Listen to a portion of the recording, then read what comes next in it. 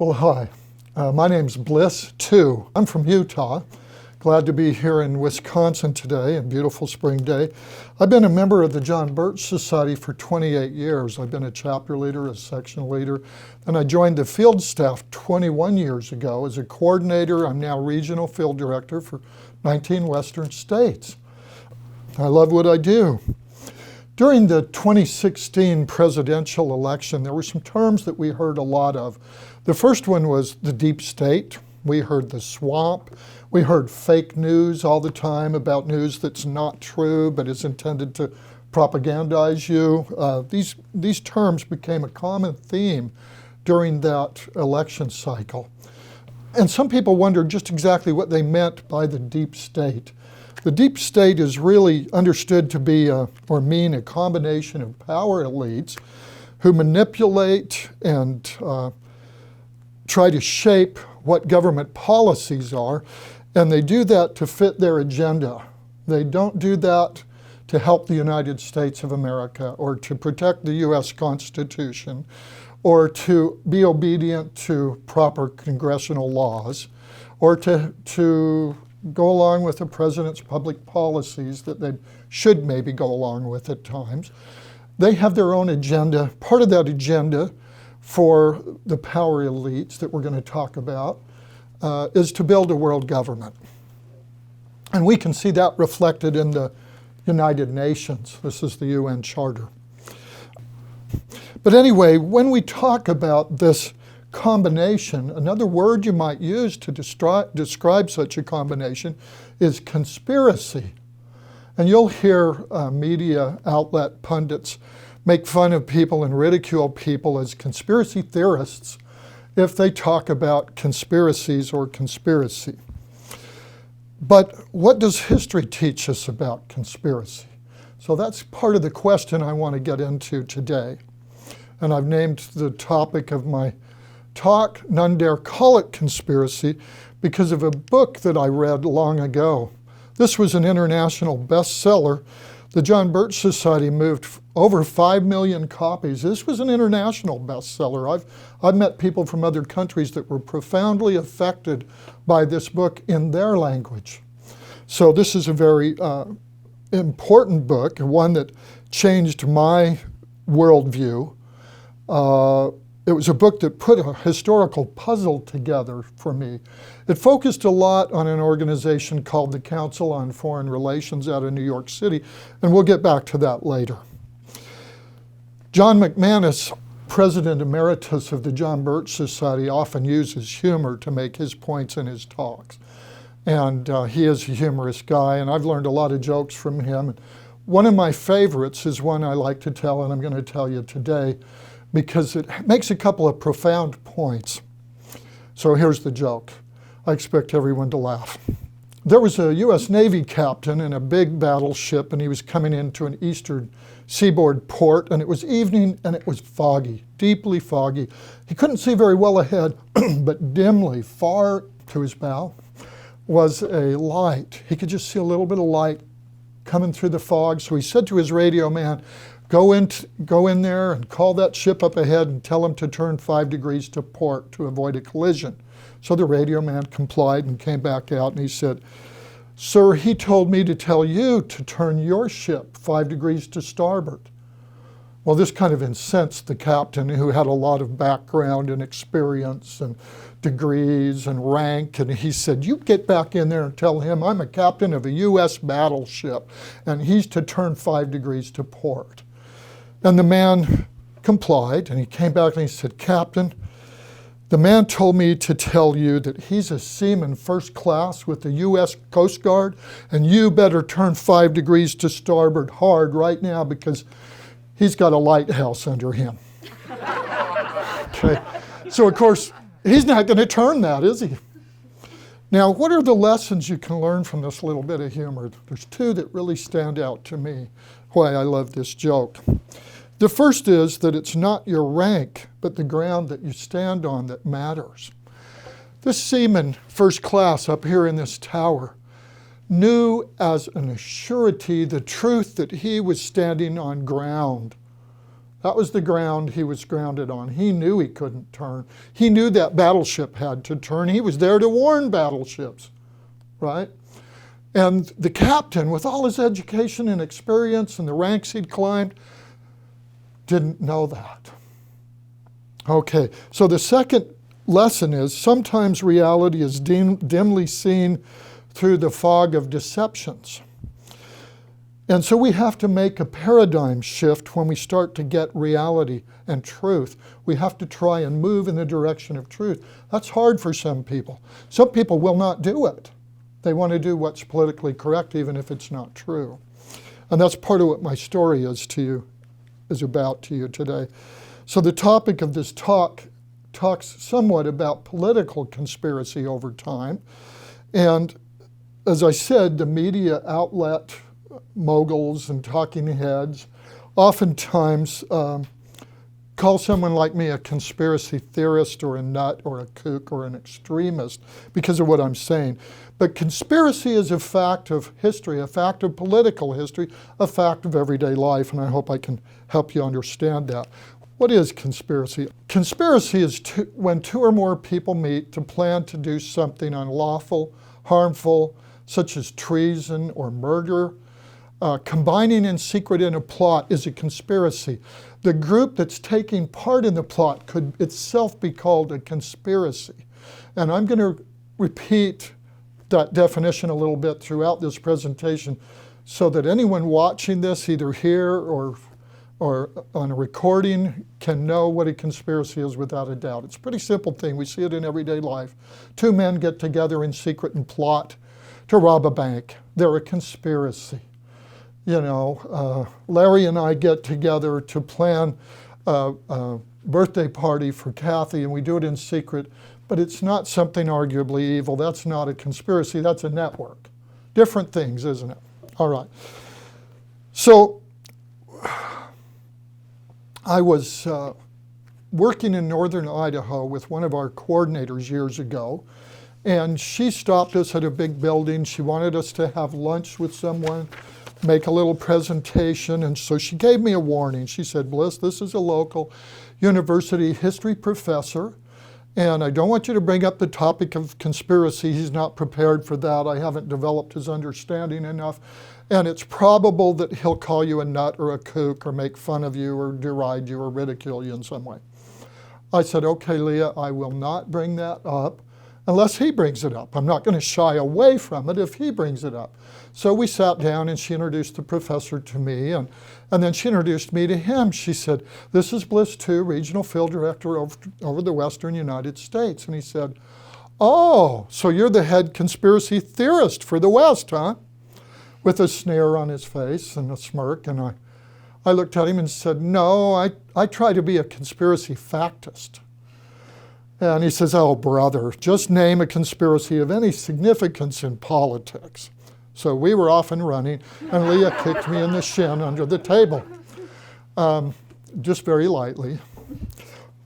Anyway, I said, well, what is a conspiracy? It's when two or more people meet in secret to plot to do something that's arguably evil. Would you agree with that, Professor? He said, sure. I said, all right, well, have you ever heard of Jesus Christ? He said, of course I've heard of Jesus Christ. Everyone's heard of Jesus Christ. So in this slide, this is what I began to talk with him about. I said, Professor, if a conspiracy is a couple of people meeting in private or more to plot to do something that's evil, when the apostle Judas Iscariot met with the chief priest Joseph Caiaphas in secret in Jerusalem and plotted with him for the unrighteous arrest of the most innocent of men, Jesus Christ, and took in payment 30 pieces of silver, wouldn't you call that a conspiracy? He says, yeah, I suppose so. And I said, well, what of the false witnesses that were brought before Caiaphas that nighttime kangaroo court? As they came and witnessed false things, do you think that was by accident, or do you think they had conspired together to bring these false witnesses against this most innocent man? He said, well, of course that was planned. And I said, or plotted. So I went on with that, talked to him about Christ before Herod, and then when he was brought back to Caiaphas again. And then finally, Jesus was brought before Pontius Pilate, the fifth Roman prefect or procurator or governor of Rome under Emperor Tiberius. And he was the governor of Judea. Pontius Pilate questioned Jesus Christ, and he could find no guilt in the man. And he didn't want to find him guilty of anything. But he was pressured by the crowd of priests and scribes and Pharisees and Sadducees that were gathered there together, that were combined together against Jesus. And so he finally sent him off to be scourged with a whip. And they pressed a terrible crown of thorns to make fun of him as the king of the Jews upon his head. And they brought him back before Pontius Pilate. And Pilate said, there, I've punished the man. No, I'm paraphrasing, I'm not a good scriptorian. But I've punished the man. Now, listen, at that time, this was Passover week, and they had a custom, the Romans, to release some prisoner to the people of Jerusalem. And so Pontius Pilate offered the crowd two men. One was Barabbas, a rebel who had become a murderer, had been convicted and was to be killed. And the other was Jesus Christ. Which one do you want? And the crowd again, in unison, called out Barabbas. Barabbas. That's who they wanted. They wanted this murderer. That was certainly something they'd agreed upon in advance, or else some of them would have been shouting Jesus. Well, okay, so Pontius Pilate gave up Barabbas to the crowd, and he pointed to Jesus and he said, "What shall I do with this man?" And again, in unison, the members of the crowd shouted, "Crucify him, crucify him." A most terrible of punishments, a horrible way to die, to be nailed to a cross, a Roman method. And so he acquiesced to that. And here we see him washing his hands. He's washing his hands of the blood of an innocent man. And the crowd's telling him, his blood be upon us. They know what they've done is wrong, but they're willing to take responsibility for it. And then Christ was led away by Roman soldiers and nailed to the cross. This is fact known throughout history, isn't it, Professor? I said, don't you know that that was a conspiracy from start to finish? He says, well, yes, but you have to go back 20 centuries to find me a conspiracy that's significant. And I said, well, let's stay back there. In fact, let's go back to the century just before Christ. And let me ask you this. Have you ever heard of a man, do you remember a man by the name of Julius Caesar? Of course, he said, of course I do. I know about Julius Caesar. So I said to him, Professor, do you think that when all of these combined Roman senators came together at the base of the statue of Pompey with their swords and their knives and they slew Julius Caesar, they assassinated Julius Caesar, do you think that was accidental? Do you think it was a coincidence that all of these men showed up with knives and at the same place and at the same time? Or do you think that this group of men had conspired in secret in advance and determined that they were going to kill Julius Caesar? And is murder a crime, and therefore is that a criminal conspiracy? And was this done for political purpose, and therefore was that a political conspiracy? And he conceded that it was. He says, okay, but we're still 21 centuries ago. And I says, well, let's go 20 years earlier. Have you ever heard of Senator Lucius Sergius Catline? I don't speak Latin. Catline, I'm just going to call him Senator Catline. And his conspiracy against the Roman Republic. He conspired with several vassal kings in the Roman Republic and also with others within Rome to murder many of the Roman senators, to overthrow the Roman Republic and make himself the emperor of Rome. And Senator Catline was discovered. His conspiracy was uncovered because some of the folks he conspired with felt a guilty conscience, and they went to another senator, Senator Cicero, a great orator, but Catline himself was also a great orator. And he went before the Senate, and he told them of the conspiracy that Catline had put together to murder many of them. And in this depiction, you can see that Senator Catlin is alone because senators have moved away from him as they found that he was plotting to murder them. He's not popular among them any longer.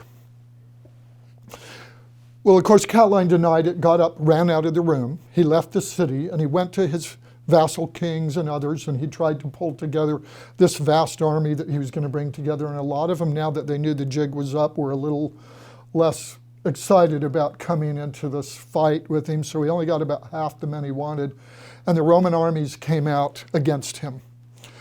Meanwhile, Cicero was able to get some of the internal conspirators captured and tried and convicted, and they were executed for their treason, for being part of a treasonous conspiracy. Catlin and his soldiers finally got surrounded, and at the Battle of Pistoia, I'm not sure I'm saying that right, in 62 BC, they were utterly defeated on the field of battle. And they were all dead. There were 10,000 men dead at the end of the day, including Senator Catlin. So conspiracy sometimes is discovered. If someone's brave enough to tell about it and bring that out, it makes a big difference. All of a sudden, the Republic was saved from this conspirator and his conspirators. All right, well, so he accepted that that was, a conspiracy, but it was a long, long time ago. And I said, well, let's come forward in time. I said, Professor, have you ever heard of Kali Ma? Kali Ma is a Hindu goddess. You'll notice she has multiple arms. Here she's standing on the body of Shiva that she's murdered. Sometimes she's depicted holding him. Sometimes she's in black, sometimes she's in blue. She carries weapons, including a silk scarf, a big scarf so long that is a strangulation scarf. And we'll talk about that. But she was worshipped by her followers for centuries. And initially, her followers actually sacrificed human beings to her. And that was done until the 1800s, when the British Army put a stop to human sacrifice. You can read about this in a great book called The Stranglers, written by a British author. Anyway, as I talked to him about that, I was telling him that the Muslim and Hindu followers of the cult of Kali kept alive a widespread transgenerational political and criminal murder and theft conspiracy for profit for at least 6 centuries, until a certain man came to India from England, Lieutenant William Sleeman. And he read an article by another British officer who claimed that there was this cult of Kali that he suspected were murdering people on the highways and rivers of India. So William Sleeman, who had studied Hindustani for 3 years before leaving, began to question people when there was a caravan that went missing, and he was able to get someone to confess that he had participated in the murders and take him to where the bodies were buried. And this began the uncovering of the cult of Kali. Now, these members of the cult of Kali called themselves by several names. One of them was Thags, T-H-A-G-S. That's a word that means deceivers. Another word that's kind of an offshoot of that is Thuggese, or for short, thug. That's kind of a British take on it. That's where we get the word thug from, is from these Thuggese. So William Sleeman uncovered this conspiracy by getting some thugs to witness against other thugs. And over the years of his service there in India, they arrested, tried, and convicted and hung many of the thugs, about 30,000 of them, and really undermined this major long-time conspiracy. Something I want you to get out of this is that this lasted for centuries. It was transgenerational. It was passed down father to son, and it was kept secret, at least among the members. It was estimated in the book that something like 40,000 people on average a year were murdered on the rivers and highways of India during those centuries. So figure that up with your calculator. Pretty significant. There were princes involved. There were merchants involved. So there was government help to cover up. And we could get into that a lot. They became famous, the thugs, for their ritualistic assassinations by strangulation with the ramool, this little silk handkerchief. They'd tie a coin in it. When they come up behind you to strangle, they could throw that and the coin would bring it around your neck and then grab it, and two other guys put you in the dirt and strangle you. They enjoyed that, by the way. They loved doing that because their deception had finally brought you to a place of trust where they could murder you. And they thought they were pretty smart, clever fellows. But anyway, the problem was not solved by India by passing silk control laws. Okay, that wasn't funny to any of you, but gun control, silk control. Anyway, let's go back in time just a little bit again, so I'm not just totally chronological here, but we'll go back to the 18th century and let's talk about the founder of the Order of the Illuminati, Adam Weishaupt. He formed it on May the 1st, and I want you to keep that as a significant date, May Day, because May the 1st is also celebrated by international communists as a holiday. In the mid-18th century, the intellectual base for a revolutionary movement was laid by such men as Voltaire, Rousseau, Diderot, and other members of the Paris Academy. They sought the destruction of Christianity. They called themselves the Philosophes.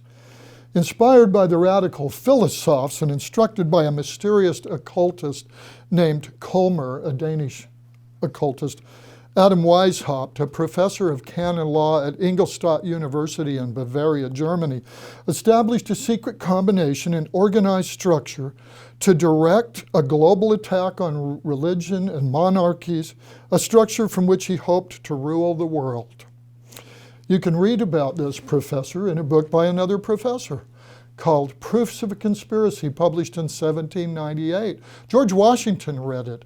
It was a pretty popular book when it came out because it exposed this transcontinental conspiracy to overthrow governments.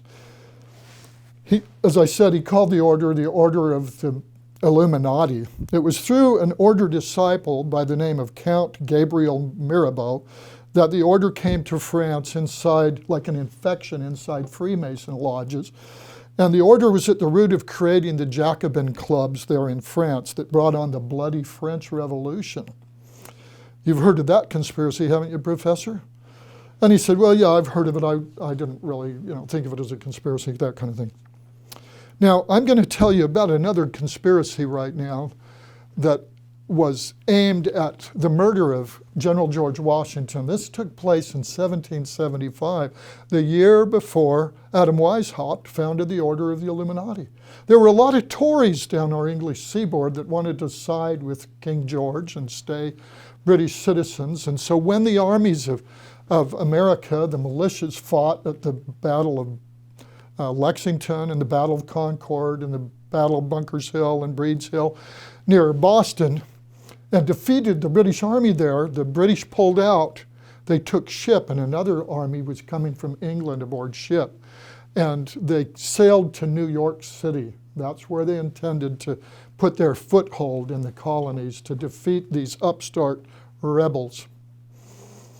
Well, the interesting thing is that there was a book published last year called The First Conspiracy by Josh Mintz.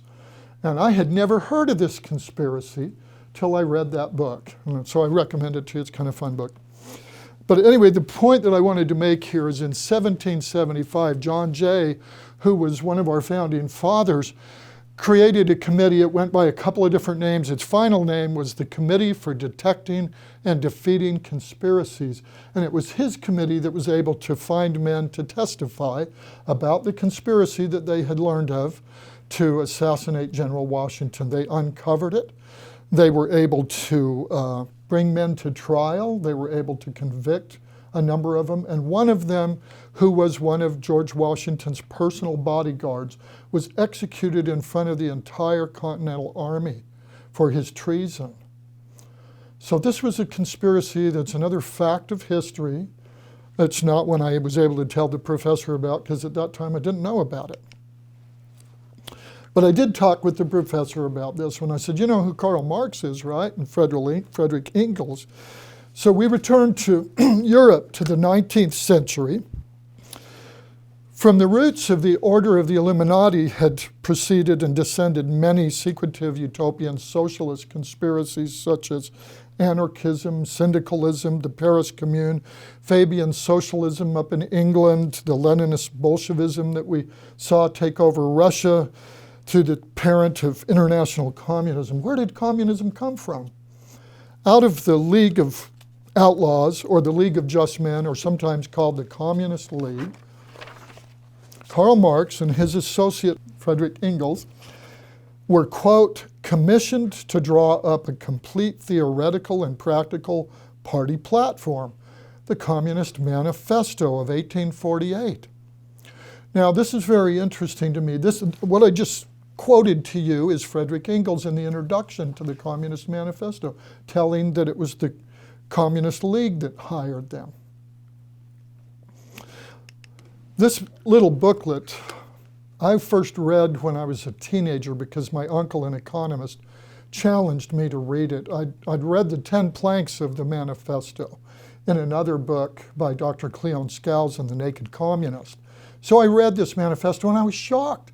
This was meant to overthrow religion, overthrow the family, overthrow governments, create a new world order, world government.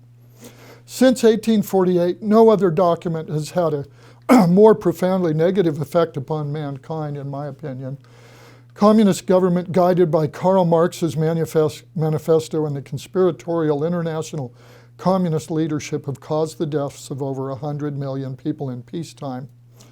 That criminal political conspiracy continues today in China, Vietnam, North Korea, and even with tentacles inside the United States.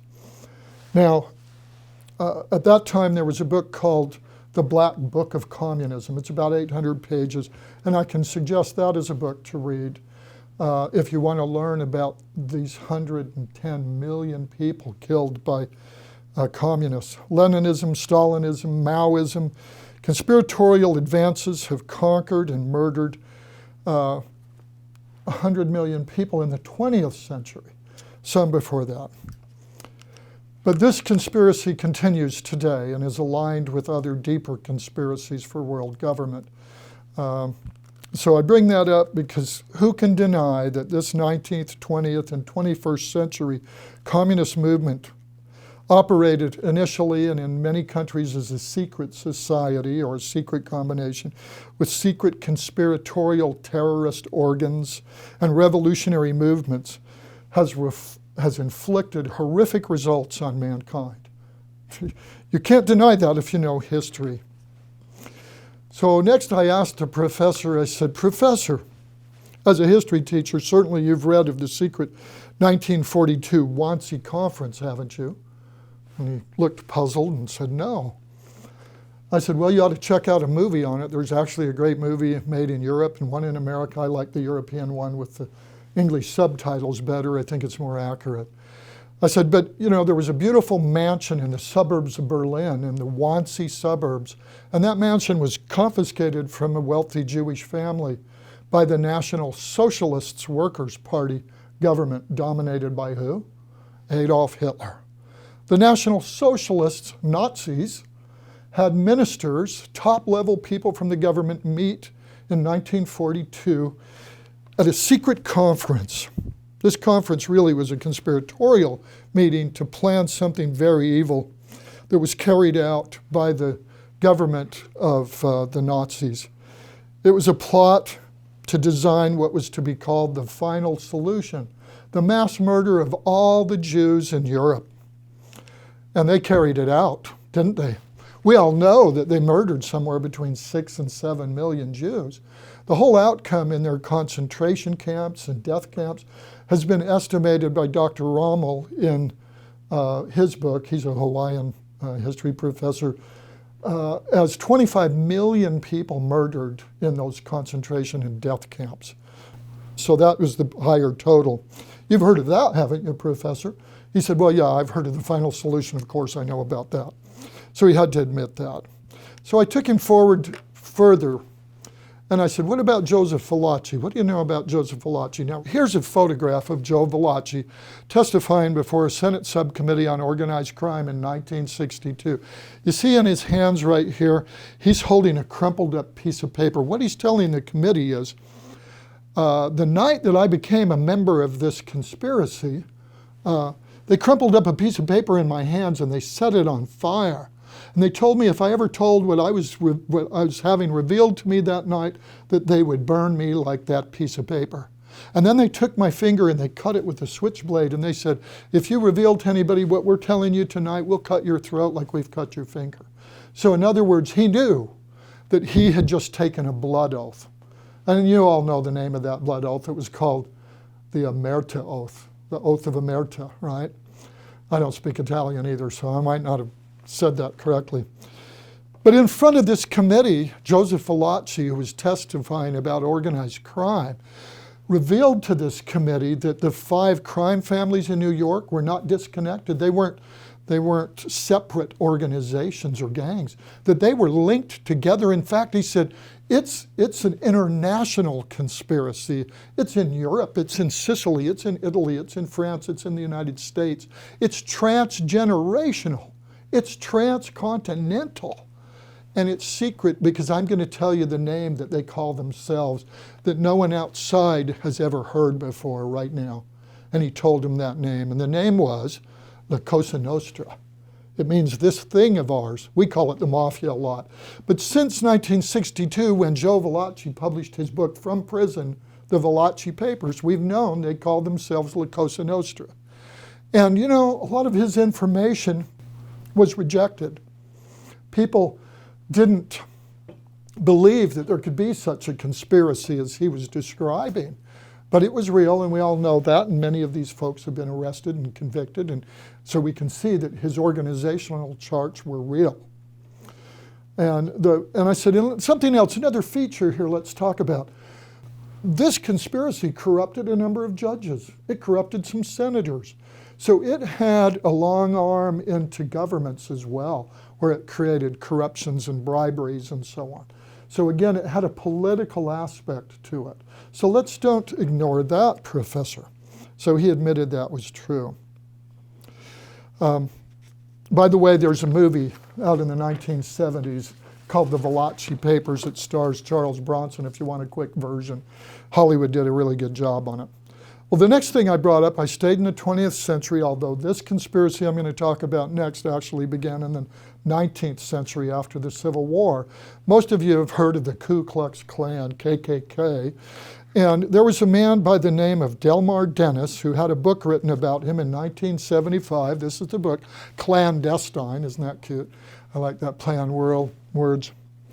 It says, the untold story of Delmar Dennis and his role in the FBI's war against the Ku Klux Klan. Mr. Dennis, or I should say Reverend Dennis, was the principal FBI underground operative in the Ku Klux Klan. He was a Methodist minister, and later, I'm proud to say, became a member of the John Birch Society as well. And he was very tormented over what he'd done here, in that he was persecuted by people in his hometown in Meridian, Mississippi. He infiltrated the Ku Klux Klan. He got to know the KKK Grand Wizard, Sam H. Bowers, Jr. And Delmar Dennis had been a longtime staunch opponent of communism, so he could recognize in the Klan that same alien, disgusting hatred that didn't belong in the United States. It was hatred, it was cowardice, and he could recognize that. After he got to know the Grand Wizard, and one day he was at his home, and they were talking about the murder that was on everybody's minds in 1964, the murder of some Mississippi, or in Mississippi, of some civil rights workers that had come to Mississippi. They were Michael Schwerner, Andrew Goodman, and James Chaney. And they disappeared. Nobody knew where they went. Well, that's when they found out, talking to the Grand Wizard. You know where those civil rights workers are? They're over in that earthen dam over there on my property. That's where they were buried. So that was revealed to the FBI, who got a search warrant and came out and dug up the bodies and proved that they'd been murdered there. The testimony was there, but you know, the funny thing was that they couldn't bring charges of murder. This was the federal government. Murder's not a federal crime. Civil rights violations was a federal crime, but the murder charge didn't happen because there were so many corrupt officials in the courts there that had even brought Delmar Dennis before him to try and harm him, that they couldn't get a murder conviction against these men because they were involved with the Klan, the Ku Klux Klan. So I bring that up because Dennis helped solve what's called the Mississippi burning murders of these civil rights workers. And the KKK conspiracy was shown to have corrupt government officials involved, that they'd committed murder, that they covered up murders, that they were widespread in America. And it was another modern example of conspiracy, Professor. I didn't have to go back 20 centuries for this. They're around us even today. Now, I have to say that after the discussion, the professor still remained reluctant to admit that conspiracy plays a major role in mankind's present, past, and future. And as Leah and I walked out of the building, I says, "What did you learn in there?" And she said, "I learned that I'm done working with him. I don't think he's going to change his politically correct viewpoints. That is, those popular viewpoints that are approved by who? The deep state, the swamp, the members of this cabal that we've talked about. They approve certain things, and other things is not really approved." The point is that conspiracies have existed throughout history. Some people that are not in the conspiracy have dared to point to conspiracy when confronted by it. There's a myriad of books and reports about the evidence that's abundantly clear that history includes the influence of conspiracies. But how does this affect us today? Is there an overarching conspiracy seeking ultimate control? Now, I'm going to go through a kind of a long quote here by Abraham Lincoln in 1858. But I love this because the thing you look for when you're trying to uncover conspiracies, and any good police officer or detective will know this, is you look for patterns. You uncover patterns. So let me read this to you. "But when we see a lot of framed timbers, different portions of which we know have been gotten out at different times and places by different workmen, Stephen, Franklin, Roger, and James, for instance, and when we see these timbers joined together and see they exactly make the frame of a house or a mill, all the tenons and mortises exactly fitting, and all the lengths and proportions of the different pieces exactly adapted to their respective places, and not a piece too many or too few, not omitting even the scaffolding, or if a single piece be lacking, we can see the place in the frame exactly fitted and prepared to yet bring in such a piece. In such a case, we find it impossible not to believe that Stephen and Franklin and Roger and James all understood one another from the beginning, and all worked upon a common plan or draft drawn up before the first lick was struck. So we look for patterns when we want to uncover conspiracy, don't we? And when we can see that things fit together and it's obvious by the evidence that there's a conspiracy, then we have to conclude that there's a conspiracy. Let's step forward into the 20th century. President Woodrow Wilson in 1913 said this: "Some of the biggest men in the U.S. in the field of commerce and manufacturing are afraid of somebody, are afraid of something. They know that there is a power somewhere so organized, so subtle, so watchful, so interlocked, and so complete, so pervasive, that they better not speak above their breath when they speak in condemnation of it." Now that's 1913, folks. The conspiracy I'm talking about has old roots. Let's skip forward to 1922. We'll go back to New York City. Mayor John F. Hyland said, "The real menace of our republic is this invisible government which, like an octopus, a giant octopus, sprawls its slimy length over city, state, and nation. Like the octopus of real life, it operates under cover of a self-created screen. At the head of the octopus are the Rockefeller Standard Oil interests and a small group of powerful banking houses, generally referred to as international bankers. Some of us call them banksters, bankers. The little coterie of powerful international bankers virtually run the United States government for their own selfish purposes. They practically control both political parties. Let that sink in for a minute. These international bankers and their allies, this coterie he calls them, which is another name for cabal or conspiracy, this little hidden group, they run the US government. Isn't that what we call the deep state today? Isn't that the swamp that President Trump's talked about? Let's step forward. Remember, he talked about, in this earlier slide, he talks about the Rockefeller Standard Oil interests that were later broken up a little bit. And who's the head of those interests? Well, the Rockefeller family, right? So let's see what David Rockefeller said in his book Memoirs in 2002. This is written in his book as an admission.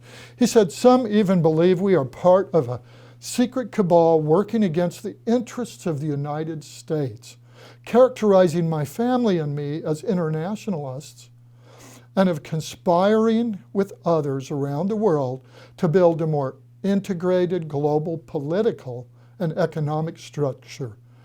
One world, if you will. If that's the charge, I stand guilty and I am proud of it." Now, to me, ladies and gentlemen, conspiring with others around the world in a conspiracy against the best interests of the United States, of which he's a citizen, is treason. It's not something to be proud of. But he was proud of it and even published it and felt like the deep state and the swamp could protect him in putting this in words, in writing, that all Americans could see that no consequence would come. And guess what? He's died and had little consequence, other than that the John Birch Society has revealed a lot about that cabal, that conspiracy. The Creature from Jekyll Island here is an over 600-page book written by G. Edward Griffin that has some timeless information in it. And let's say this about the books. I've read at least 70 of the books that the John Birch Society's either published or distributed, and I find them books with timeless information. Whatever year they're written, they are apropos still to our time and our place. This one will tell you the story of those bankers. It says, "The Creature from Jekyll Island, a second look at the Federal Reserve." Jekyll Island is where the conspirators met. Was it off the coast of Georgia, I think? They met there to plan out and discuss how they were going to create this thing they were going to call the Federal Reserve System, which was neither federal nor a reserve system, but was a central banking institution modeled after the central banks of Europe. And this was how they were going to get control of our money supply. So I recommend that book to you. Now, there was another book that I really enjoyed that had a deep impact on me, and this is written by James Perloff. He published this widely popular book, and he tells the history of the Council on Foreign Relations, established in 1921 as a front for the powerful J.P. Morgan and Company interests.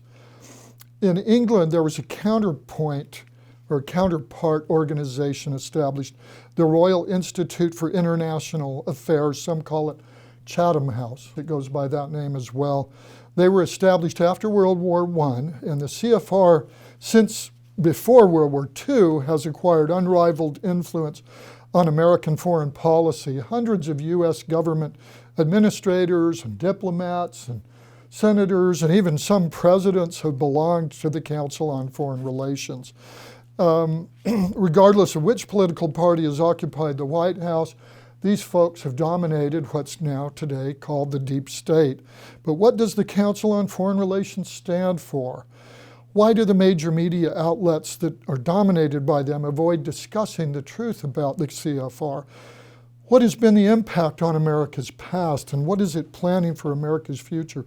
These questions and many more are answered by the book, The Shadows of Power, and by another book I'm going to talk about in a minute, In the Shadows of the Deep State. But before we talk about that book, I want to go to this book. To understand the 20th and 21st centuries, it's really important, maybe even imperative, to understand the 18th and 19th centuries, the 1700s and the 1800s.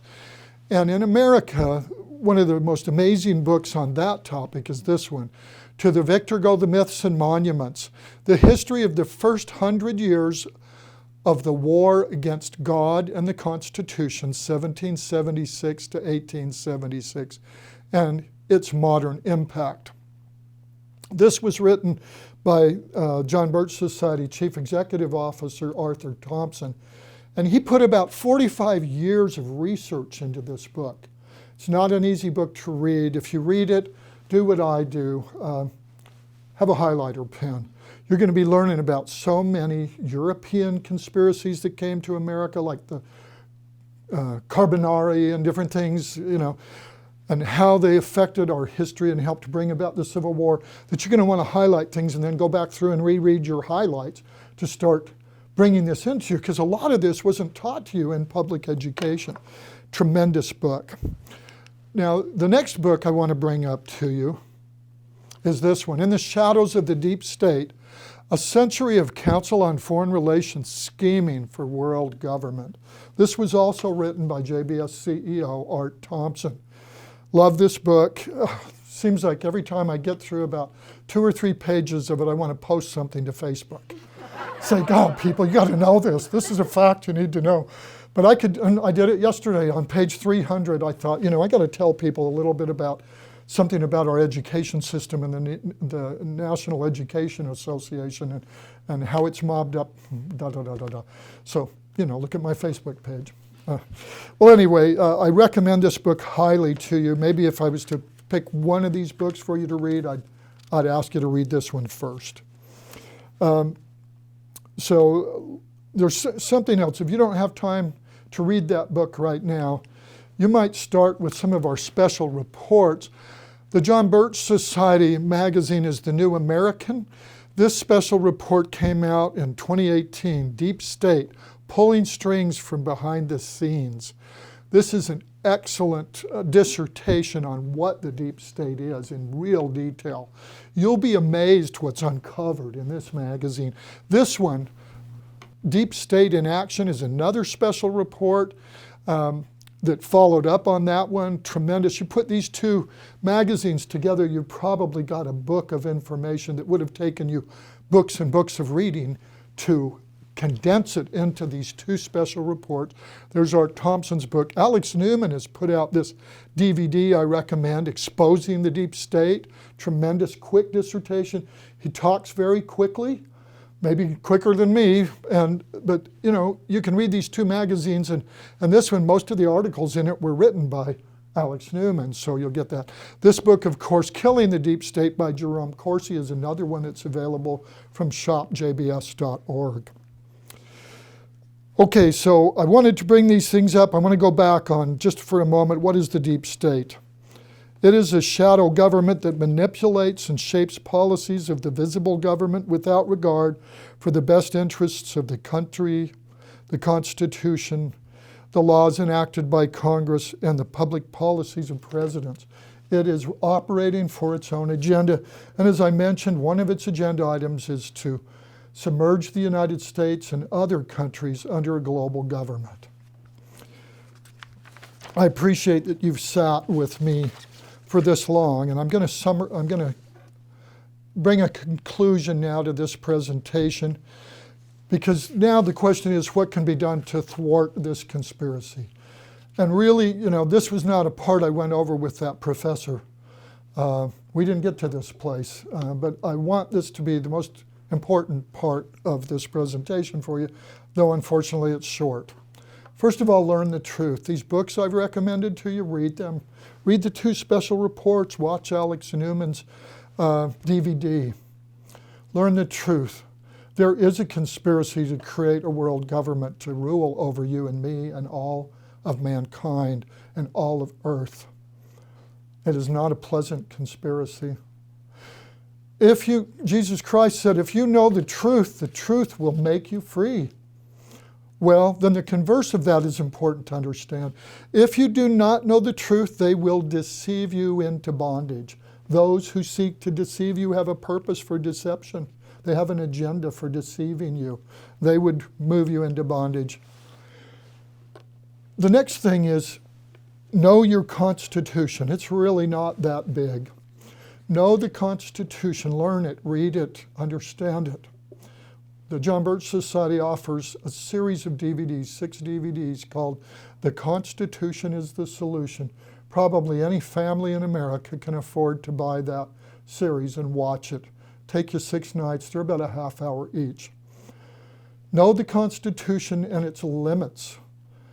Then hold your congressmen, your legislators, your president, etc. accountable to it. How? Phone calls, visits, letters, emails, and even at the ballot box. You can do that. Learn about the John Birch Society and join with us.